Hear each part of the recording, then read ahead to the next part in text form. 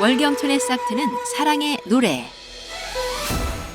두 번째 서방마저 혼례도 치르지 못한 채 떠나보낸 옥녀는 더욱 사람들과 담을 쌓고 홀로 외로이 지내는 삶을 살게 되었어요.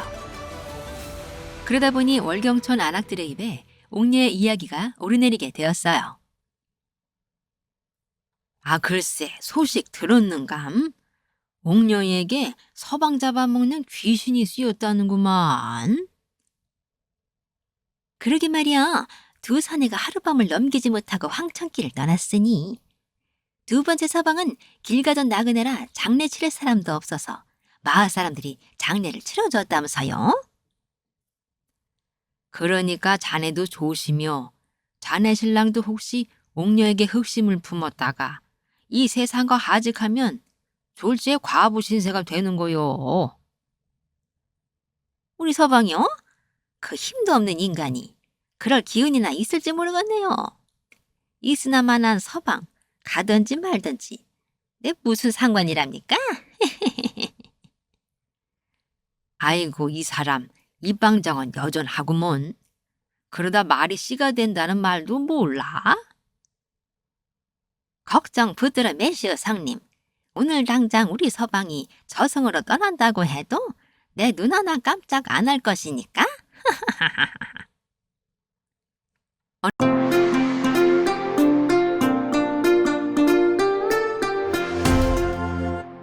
어느덧 추운 겨울이 찾아왔고 옥녀의 궁핍한 살림에 아궁이를 지필 땔감조차 마련하기가 어려워졌어요. 옥녀도 박복한 팔자지만 그래도 살아야겠다는 생각에 홀로 지게를 들쳐매고 땔감으로 쓸 잔가지라도 모으려는 생각에 눈높이 산으로 올랐어요.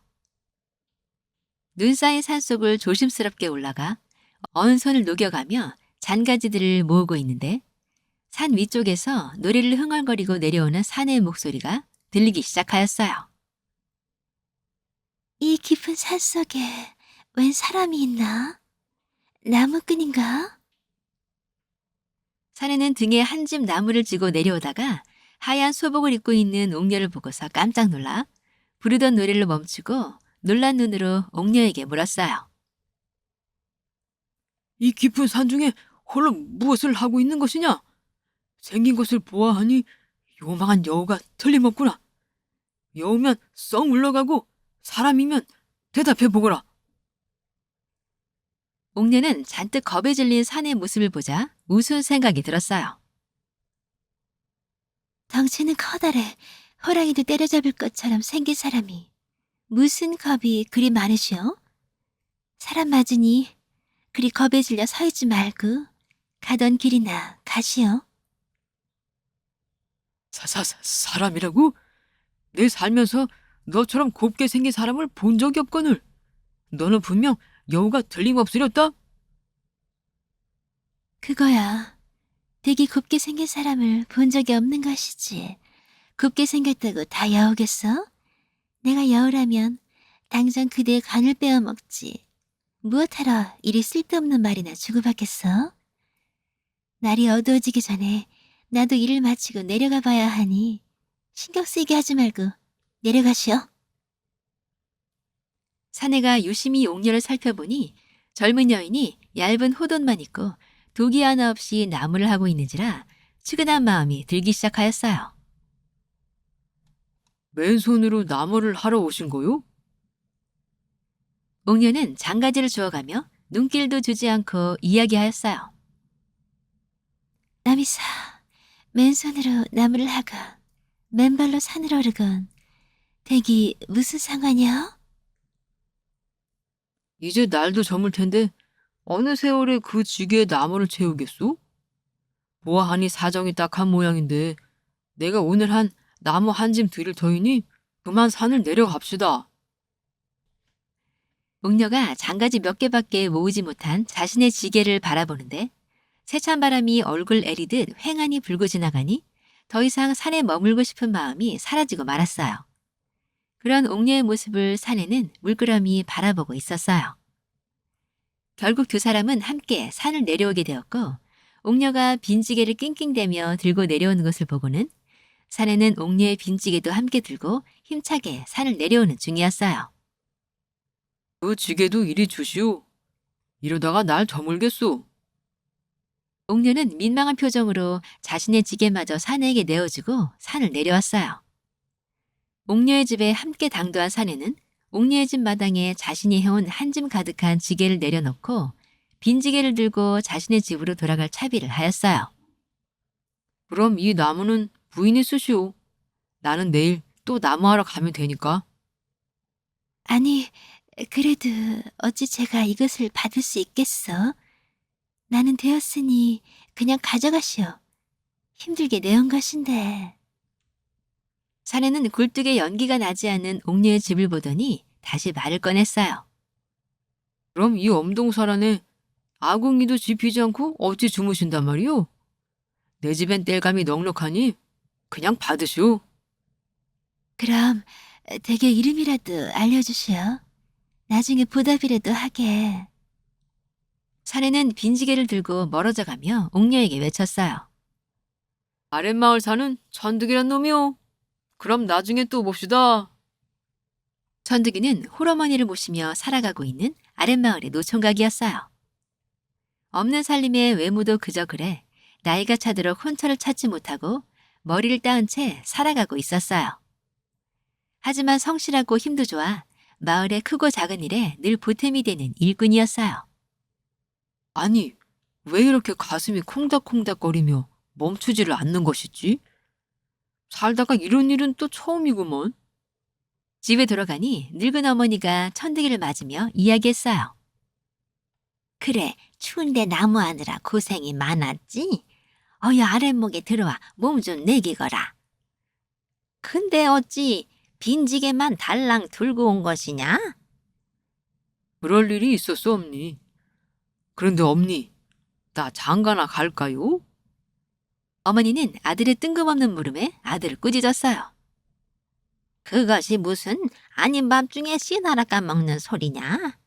우리 집에 시집 온다는 처자가 없는 것은 마을 사람들이 다 아는 일인데 공연히 헛물 켜지 말고 어여 들어와 밥이나 먹거라 이 녀석아. 천득이는 어머니 핀잔에도 입가에 미소가 사라지지 않는 자신이 신기했어요. 다음날 아침 천득이는 일찍부터 산에 올라 금방 지게를 한 짐 채우고는 옥녀의 집으로 찾아가 살며시 지게를 내려놓고 어제 두고 간 자신의 지게를 다시 들쳐매고 산으로 향했어요. 다시 산으로 오르는 천득이의 발걸음은 사뿐사뿐 한없이 가벼워만 보였어요.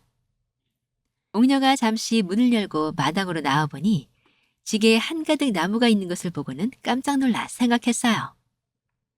아니, 그 총각이 다시 왔다 간 것인가? 외간 사내에게 이리 도움을 받아도 되는 것인지 모르겠네. 마음 한가득 부담스러운 생각만 드는구나. 그렇게 천득이는 날이면 날마다 지게를 바꿔가며 옥녀의 집에 나무를 해다 주었어요. 그러다 서로 얼굴을 마주치게 되면 냉수를 얻어 마시기도 하고 찐고구마 같은 간식을 나누어 먹는 일도 종종 있었어요. 그러던 어느 날 천득이의 모친에게 마을의 아낙이 하나 찾아와 담소를 나누게 되었어요. 천득엄니, 요즘 천득이가 행동이 좀 이상해 보이지 않으시오? 우리 아들? 글쎄 요즘 표정이 밝아진 것이 아무 일 없는 것 같은데 왜 그러나? 우리 아들에게 무슨 소문이라도 있는 것인가? 이웃 아낙은 뜸을 들이며 말을 꺼내지 못하고 망설였어요. 이 말을 드려야 하나? 이미 우는 다 띄워놓고 빼기는 왜 빼나? 어야 말해보게. 하고 싶은 얘기가 무엇인지. 여튼 우리 형님한테는 안 통한다니까. 그럼 내 말씀 드리겠소. 윗마을 옥녀라고 들어보셨지요? 천득이 어머니는 눈을 똑바로 치켜뜨며 대답했어요. 그 서방 둘을 잡아먹었다던 요부 말인가? 하도 마을 사람들 입에 오르내리니 나도 들은 적이 있네만. 옥녀가 어떻단 말인가? 글쎄 요즘 천득이가 그 과부 집에를 하루도 거르지 않고 드나든다지 뭐요. 천득의 어머니는 어림없는 소리 하지 말라는 표정으로 손사래를 치며 이야기하였어요. 우리 천득이가? 에이, 그럴 리가 있나?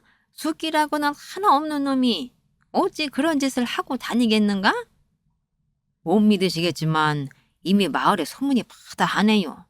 그 여시 같은 것이 또 멀쩡한 사내 하나 잡는 것이 아니냐고. 천득의 어머니도 이제는 더 이상 부정할 수 없는 것 같아 돌연 화를 내며 이야기했어요. 내 이놈을 아무리 혼사길이 막막하다고 그런 과부나 만나고 다니고 이놈이 들어오면 다리 몽둥이를 부러뜨리고 말 테다. 노염을 주체 못하고 일어서 역정을 내고 있는 천득의 어머니를 이웃 안하기 만류하며 이야기했어요. 고정하시오 형님. 이러다 쓰러지시겠소. 알았으니 자네도 그만 입방정 떨고 돌아가게. 내 이놈의 자식 들어오면 혼쭐을 내줄 터이니. 천득이는 자신의 집에 잔뜩 화가 나 있는 어머니의 상황을 모르고 흥겨운 발걸음으로 집 안으로 들어오고 있었어요. 엄니, 나왔소. 옥녀에게 새로운 사랑이 찾아왔네요. 그러나 이미 옥녀의 소문이 안 좋게 돌고 있는 마을에서 과연 그들의 사랑은 잘 이루어질 수 있을까요? 천득이 어머니마저 저리 펄쩍 뛰며 반대하는데 말이죠. 그럼 다음 편에 천득이와 옥녀의 이야기를 마저 들어보시죠.